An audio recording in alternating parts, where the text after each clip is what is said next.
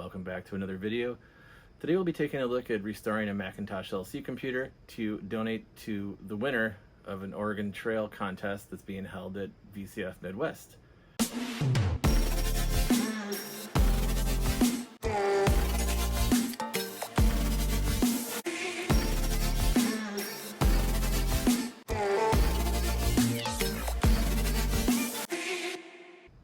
That's right, I'm donating another Macintosh LC to not even a lucky viewer this time, but to a lucky participant of a contest being held at VCF Midwest by co-vintage Apple enthusiast Scott. If you're in the vintage Apple groups, you probably know who Scott is. Anyway, Scott's going to be at VCF Midwest this weekend, and he's running a little contest, and the winner of his Oregon Trail contest, I believe by high score, is going to take home the Mac that we're repairing in today's video. So let's get back there, get this thing ready, and make sure we're good to go so we can take it down to Chicago with us this coming Saturday. It's the Macintosh LC. So let's go ahead and hit the switch and see what it does. As you can tell, that power supply is very unhappy. Inside the LC, you can see that things look pretty clean in here. We've got the factory capacitors still installed. And they don't look too bad, though they all do need to be replaced. And we have our power supply here.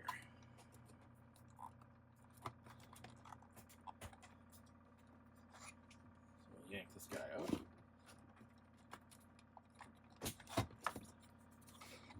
And this is what's going to be making that horrible sound. So the LC, LC2, LC3 machines have at least two different types of power supplies. There might be three, I don't quite recall. But they're the Aztec and the TDK ones for sure. This one is the Aztec. None of them are any more reliable than the others. They all suffer from capacitor plague, and that's not really the fault of Aztec or TDK. Everybody was buying what they thought were legitimate capacitors at the time, but it was a stolen formula. There's a whole big conspiracy thing. You can look it up. It happened, but it is a known thing. So here I have a fully recapped Aztec power supply. This one's no and good. So if we drop this in here, plug it in, and plug in power, let's see if this board works. We do have sound. So there's no boot drive in here, as you can see. So we should be getting flashing question mark if everything's functional. Let's see that our mouse is working, and there's our flashing question mark. All right, so let's take this board that works currently and tear all the capacitors off and replace them with new ones as a bit of preventative maintenance before they leak and destroy the system. All right, so the first thing we'll do is unplug cords, unplug the power supply, unplug the floppy drive, and we'll take the speaker out, which also takes the fan out. So this is actually connected with these 4 pins here that just touch the board, so there's no wires here. Fan's a little dusty, but it's actually not bad. So this machine either was run in a really clean environment or it was not used very much at all. One of the two. So then if we take, there's a tab here and a tab up here. If we pull these back, then we can slide the whole board towards me, and the board just pops right out. All right, so upon looking at the board a little more closely, we can see that there are definitely capacitor leakage kind of all over. So there's this kind of grimy stuff here. It's sticky, and you can see that it's kind of attracted dirt. So all these capacitors need to go. And then we've got a couple on this side as well here. Same story, you can see some goo around them. So let's take all these guys off and get some new ones on. So there's a couple of ways to take these capacitors off. Some people will heat them up and try to desolder them. What I found in my experience is that doesn't work super well because of the corrosion and capacitor goo that's leaked out. It's really hard to get solder with corrosion on it to melt. So what I found is that the grip and twist method is what's worked best for me on these failed capacitors. So I just grab them with the pliers And I turn them back and forth really gently until they eventually just kind of tear themselves apart. Now you don't want to do big twists all at once because that can rip pads, but these gentle twists to get a little more aggressive each time you go should free that capacitor right up. So you can see we got that one off. Now the problem with this approach, other than some people will tell you that you'll rip the pads off, is that the pads do stay connected to the board. So we'll have to deal with those after and get those to come off, but that's much easier. So again, a gentle twisting motion. And I twist it a little more each time, just trying to break those legs. I heard one snap. And I'm never pulling up, because that puts stress on the pad in the up direction, which is what we don't want. So that one came off. Those pads look just fine. And this works for the slightly larger capacitors as well. So gentle twisting, and that comes right off. Pads remain intact. Now, I would not recommend doing this with brand new capacitors that aren't falling apart and rotten. If you do this with, for example, if you were to replace this capacitor and realize that you put it on backwards or it was the wrong value, I wouldn't do this rip and twist method because that will rip the pads off. What we're doing here is taking these old capacitors that have failed and we're internally ripping the legs from what's soldered to the pad. So the connection is nice and strong to the pad, but inside the capacitor is weak and corroded and falling apart and leaking its goo out. So that weakens the legs and they typically just snap right off. One question I might get is, have I ever lifted a pad with this method? And the answer is I have one time lifted a pad with this method. I think maybe I wasn't paying enough attention and I was providing force in the up direction, just trying to get that last piece to snap off, and I wasn't being patient. So I think I've learned a lot since then, and it's just, this gentle twisting motion, never lifting up until it's gone, completely free. And, once we get to the point where it feels like I can twist it by hand, sometimes I do that. Not quite free yet. But patience is key, and never lifting straight up is also key. All right, so that one left its base behind. So in some cases, the base does snap off, but that's usually just really flimsy plastic at this point, and that'll come right off. So we got that one off. Those pads are good still. Just a few more to go here. Now, I don't squeeze the capacitors super tight. I kind of have a loose grip on them, so that way if they do bind up for whatever reason, I'm not, forcing it to do something that it doesn't necessarily want to do. I think if you grip it too tightly and start yanking it around, then you might run the risk of losing some pads, but just having a nice gentle grip that'll allow it to slip through in the case that it does stick is pretty important. Now again, there's going to be people that tell you that you should never use this method and the grip and twist is terrible and destroys pads, and to each their own. This method works for me. If this method works for you, great. If you prefer to try to heat these things up and desolder them like a normal person, more power to you. I've tried it. It eventually works. It's just a huge pain because of the leak solder. So we got 3 more to go here. All right, I don't want to forget about the 3 over on this side either. Here are all the capacitors we just ripped out. You can see they're all in pieces now. Legs are all missing. And if we look at the board, you can see all of that capacitor goo, corrosion, and all the legs are still on the pads. But the good news is all the pads are still there. So the first thing we're going to want to do with these pads is remove as much of the goo and corrosion as we can. So what I like to do for that is I have, let me get it in camera here, 99% isopropyl alcohol. I like to use 99% because it dries really quickly and allows you to continue working with the system and testing it with power on. If you use 80%, 90%, there is water in there and you want to let that completely dry, which can take longer. the isopropyl alcohol dries pretty quick. So I use an electric toothbrush. I found this works pretty well to get a lot of the goo off. So I'll go ahead and do that, but I won't make you listen to the sounds of an electric toothbrush on YouTube.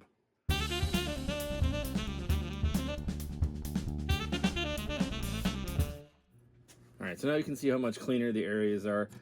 You also want to pay special attention to cleaning as much of this chip as you can here on the LC. This is the egret chip. This is what controls ADB, and it might have something to do with booting as well. I do know that it's very finicky, and if there's capacitor goo underneath, you will have problems with the system. Maybe not today, maybe not tomorrow, but at some point, if you don't get the goo out from under it, you will have problems. So when we give this board a final clean when we're done, we'll pay special attention to this chip. But I did go through and clean the contacts off as much as I could with the electric toothbrush to try to prepare it for later testing. All right, so what we want to do now is clean up those pads. We want to get all those remaining little chunks of leg off and get the pads down so that we can tin them to get them ready to accept replacement capacitors. So I'm going to use flux. I've got this Chip Quick no clean flux. This stuff works really well. I love it. And then we'll be using some Super Wick no clean soldering braid to help us get these things off. So we've talked about this in the past, but this is what Adrian Black uses. He recommends it. I'd been trying a bunch of different desoldering wicks, and yeah, this one works really well. So I recommend it as well. But you should definitely listen to Adrian Black over me. He's the man. All right, so we'll go in here with our braid and our soldering iron. Try to clean these up.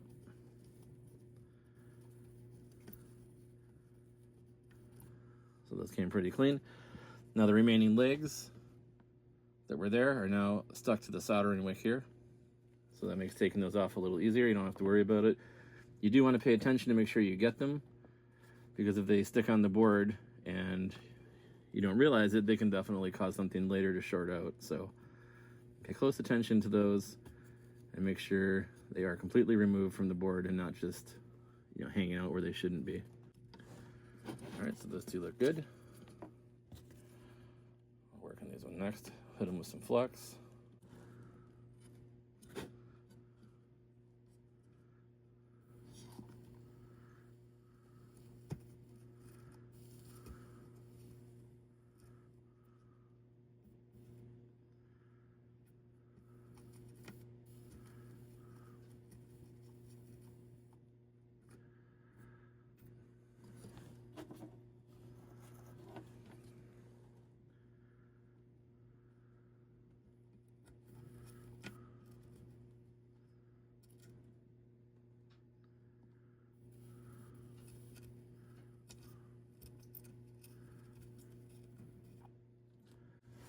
All right, those all came off nicely as well.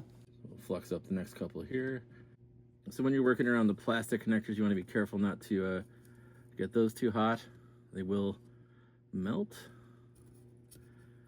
Usually you're okay if they melt a little, but of course you really want to not have that happen.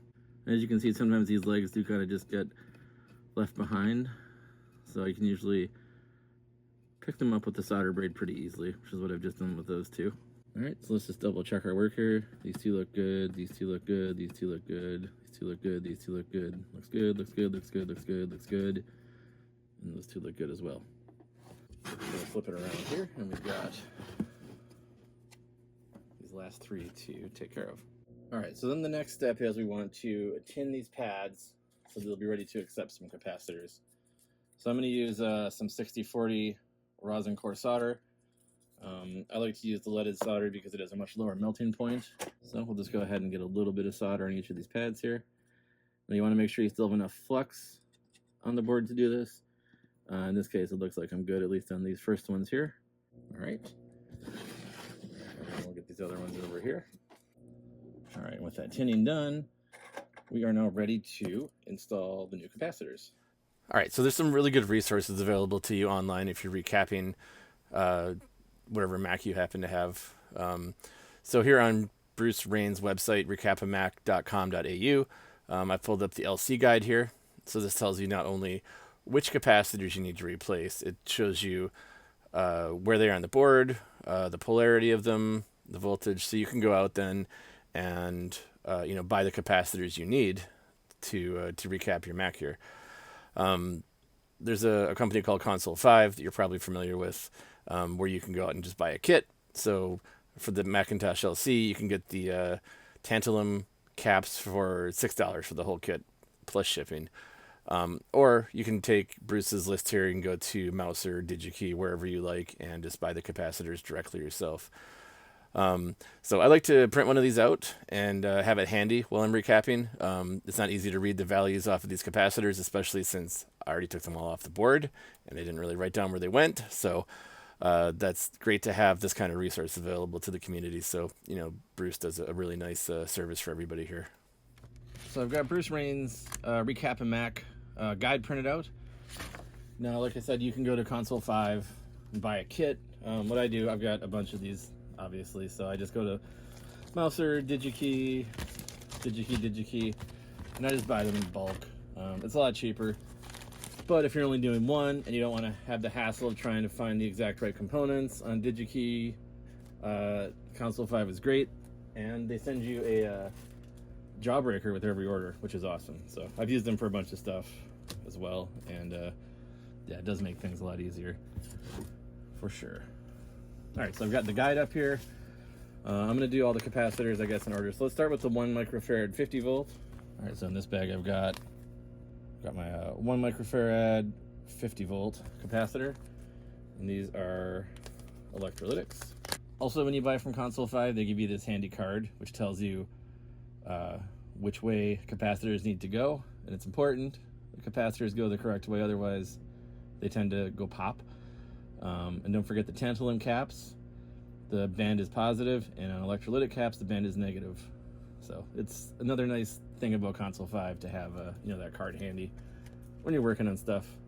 All right, so we've got our 1 microfarad cap here, and that's going to go right here. And on the board it's marked plus, and on Bruce Rain's guide it's marked plus as well. So it shouldn't be too hard to keep straight which way it needs to go. So this is an electrolytic. So the negative is going to be the band. And so I'll start with the negative side here.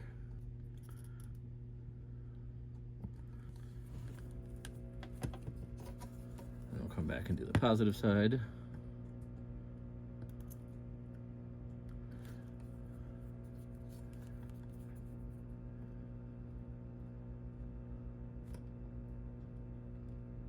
All right.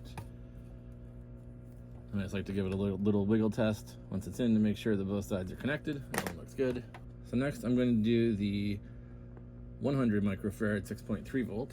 So this one's from Mouser. See, 100 microfarad 6.3 volt. And this one is actually a tantalum cap. Now, some people say that you shouldn't mix tantalums and electrolytics. I don't subscribe to that theory. I'm sure there's some valid basis to it, but I've done it before a number of times and I've never had a problem. The reason I'm doing it here is because that's all that I happen to have in stock currently. I need to buy some more 100 microfarad capacitors. So, like I said, remember that on the tantalums, the polarity band is positive, which is opposite the electrolytics. So this one's going to go up here, closest to the audio jacks, and positive is going to be facing towards me. So I think on the LC, this is the trickiest one to solder because it is so close to those audio jacks and you don't want to melt them.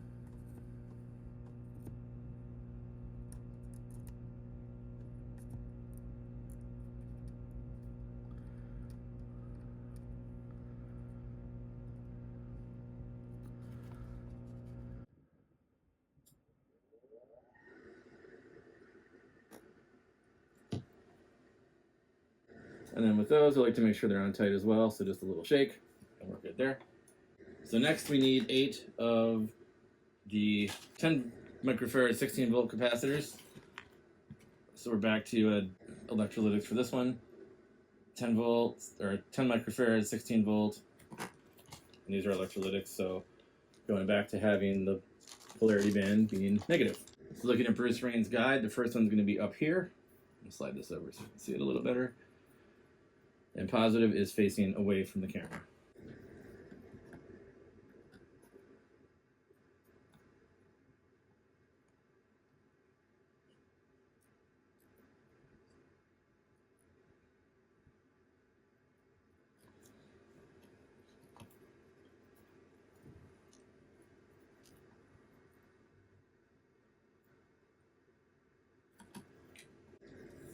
I'll give that one a little shake test.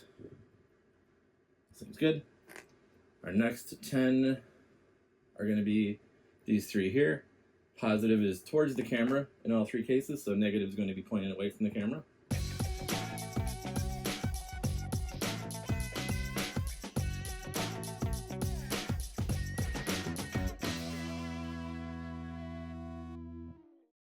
Give that one a shake test. Yep, good. So we're good on all three of those. So the next 10 volt is going to be C5 here. Negative is going to be facing away from me on this one. I don't think I can do this one without blocking the camera. Maybe I can turn the board a little. Try that.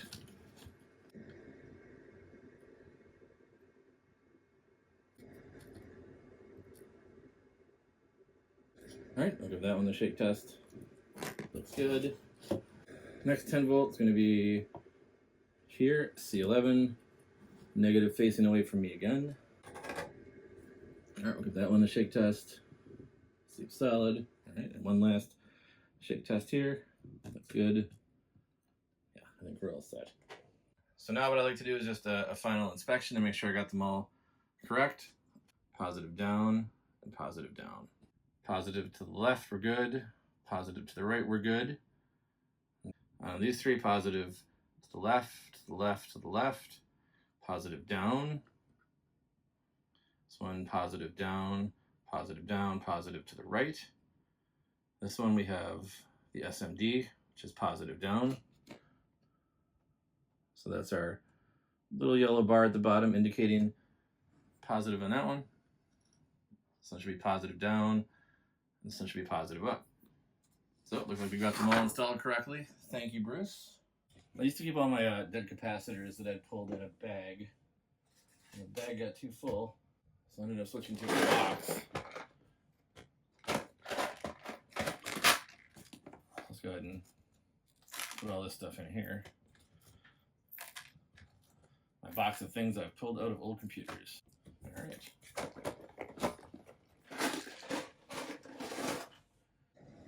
Okay, so let's get the chassis back up here. This is fairly simple. It came out, was in the same way. Set it on these plastic guides. There's little notches that things go through. And it just slides back and clicks into place. Connect the power supply, connect the floppy drive, and we're ready for a test. So let's plug all of our cables in. All right, then we can go ahead and turn it on. Now let's remember this machine was working just fine before we got after it, so hopefully it continues to work just fine. I didn't put the speaker back in or the fan, not necessary for this initial test here, but just want to see if it powers up and puts up video. And there we go, we've got video out working. I do have the mouse hooked up so we can test that. That's good. And again, that's this E-grid chip right here. We want to make sure that's nice and clean. And there we go. I do need to take this board out and clean it completely. But for now, let's go ahead and build up the rest of the system to get it ready to go to VCF Midwest to be a prize for his Oregon Trail competition. That's what we're doing here. So let's do that. All right, so I'm going to switch it off. We will reinstall the fan and speaker assembly.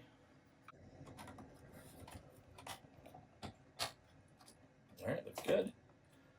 And then we need a hard drive, which I happen to have here. This is a nice 40 meg hard drive, appropriate, and this drive works great. And I have it all loaded up with a few games and whatnot, so I'll pop that in. And then the last, and kind of one of the most important things, is to get this battery out of here. What's the date on this one? 4510198. I don't know what that means. And in its place, we will install one of these Mac bats. Check out my channel. I did a review on these. These are awesome. So we'll go ahead and drop this in. All right. Put the cover on. And let's give it a bit of a test here. So we're all set up. Let me go ahead and hit the switch. You can hear the speaker. The sound's working. All right, we're booting up just fine. So we'll check about this Macintosh. So we have System Software 7.0. We have maxed it out at 10 megabytes of RAM. We've got our 40 megabyte hard drive here, a couple of applications, a couple of games. So I wanted to include some basic things on here. So I think these are some of the most common things that you'll want to do that aren't gaming, but including Stuntcopter as well. All right, so there we go. So this is the Mac that I'm giving to Scott to give away to the winner of his contest. You get this monitor, this Mac LC, this keyboard, this mouse. I'll even find some power cords to throw in with the LC as well, and not use my bench power cord. Yeah, it's a little dirty. I'm gonna clean it. Get the sticker off hopefully before I take it down there. And it's a little yellow, sure, it doesn't quite match, but I don't have time to retrowrite it, so sorry about that. And yeah, that's it. Let's send this back over to John in the other room. All right, so I think we're set. I do have some cleaning to do. I've got to clean the case of the monitor, clean the case of the LC, and then I need to clean all the flux off the board still, but it's boring. I don't need to show you that. So what is cool is that I'll be down there Saturday. I'll be giving this to Scott to give away to the lucky winner of his Oregon Trail contest, so I'm really excited for that. It's always nice to be able to give back to the community. There's so much that I've learned from 68K MLA, from Facebook groups, from Reddit. Everybody is so helpful in the community. It's always nice to be able to do something and give something back to the community as well. So I'm really pleased to be able to give this one away. Good luck if you're down there and you see me. Feel free to say hi. I'm certainly not a YouTube celebrity. I don't even really consider myself a YouTuber, though here we are on YouTube. But this has been my hobby for a long time, and my friend Kevin just convinced me to film it and make videos and post them. So here we are. I'm a hobbyist first, and I guess I'm minor in YouTubing. Anyway, thank you for watching. I hope to see you at VCF Midwest. And if you have COVID, please don't give it to me there this year again. Thanks. It was terrible last year. All right, we'll see you there. And if we don't, we'll catch you in the next video. Thanks for watching. Hi guys! Make sure to like and subscribe and watch more of our videos later. Bye!